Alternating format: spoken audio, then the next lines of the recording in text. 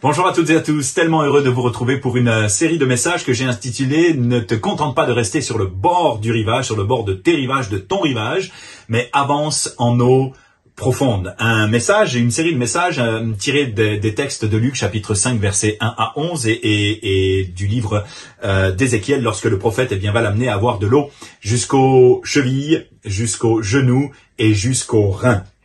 Nous avions convenu ensemble lors du dernier message que le Saint-Esprit convenu et étudié ensemble que la notion d'avoir de l'eau jusqu'aux reins nous ramenait à l'idée que le Saint-Esprit veut que nous ayons, Dieu veut que nous ayons une intimité avec lui. La notion de rein dans l'hébreu nous ramène à cela, nous ramène à cette notion d'intimité. Et le verset qui nous avait, qui m'avait percuté, était celui de 1 Corinthiens chapitre 2 verset 10, car l'Esprit sonde tout, même les profondeurs de Dieu, et lorsque je m'approche de Dieu, inévitablement, le Saint-Esprit qui sonde tout va me parler du Fils, puisque la notion de sonder nous ramène à parler et nous ramène à dire.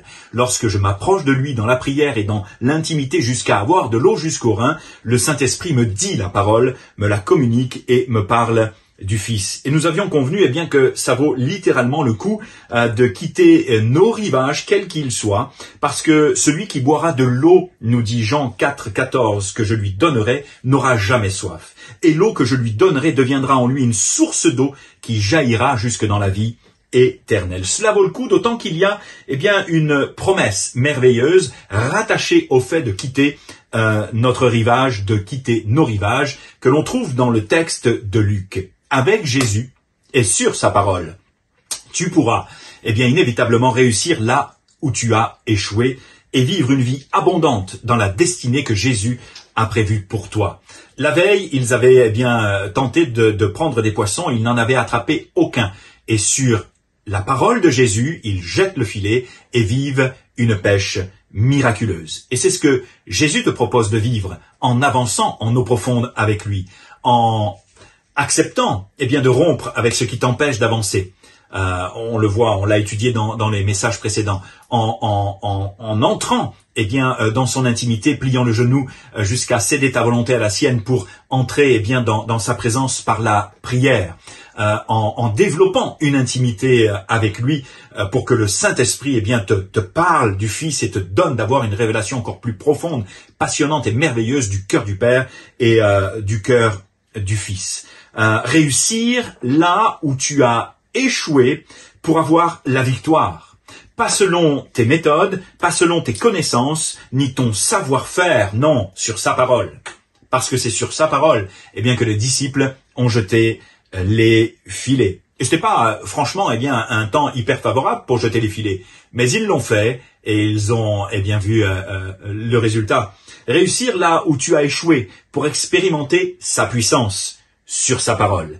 Réussir là où tu as échoué pour expérimenter sa bénédiction sur sa parole. Réussir là où tu as échoué pour entrer dans l'appel que Jésus a prévu pour toi, dans son timing et sur sa parole. Et c'est typiquement, ce que Pierre et ses amis ont vécu, jetant les filets sur sa parole.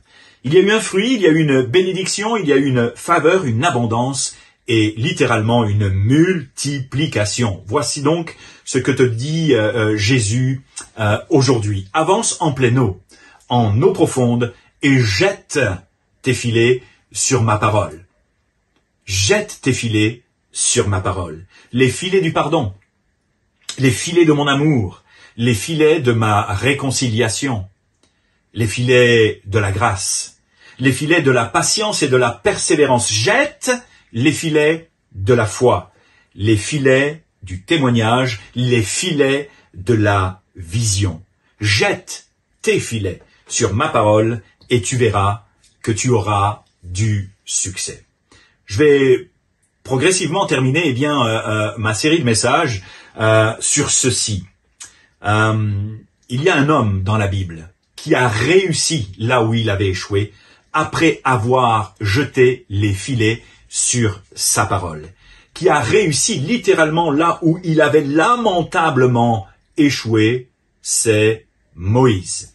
Après avoir commis un meurtre, celui d'un Égyptien, et pris la fuite, Dieu va le ramener quelques 40 années plus tard, là où il avait échoué, pour faire de lui le libérateur du peuple d'Israël. Sur sa parole, même s'il a eu quelques hésitations, il va jeter les filets et vivre le succès qu'on lui connaît. Ça sera la suite, de notre série. Je vous laisse avec ça. Simplement, l'idée de faire ce qu'il nous demande de faire, de jeter les filets pour vivre une pêche miraculeuse à laquelle nous sommes appelés est totalement accessible. Il te le dit et t'y invite. Sois béni. À bientôt pour de prochaines aventures.